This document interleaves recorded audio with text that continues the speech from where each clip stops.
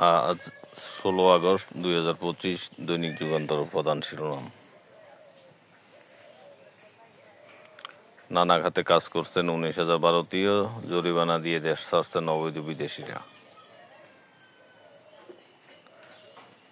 5 medical কলেজে burn unit, ঋণ দিচ্ছে সৌদি উন্নয়ন তহবিল। বিবিএস এর অস্বচ্ছতা দূর করা হবে, যুগান্তরকে ওয়াহিদুদ্দিন মাহমুদ।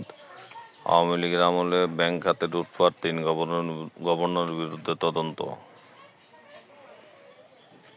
খাগড়াছড়িতে ইসমাইল অপহরণ, বাবা মায়ের কান্না, আমাদের সন্তানকে ফিরিয়ে দিন।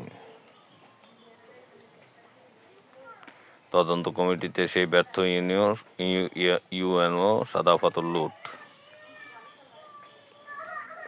কুমিল্লা এলজিডি 40 ঠিকাদারি প্রতিষ্ঠান কালো তালিকাভুক্ত, 3.5 কোটি টাকা জরিমানা।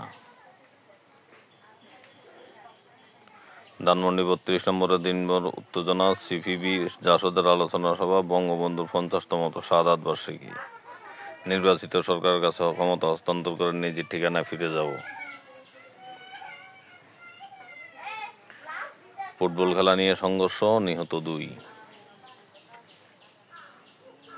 সুনামগঞ্জ।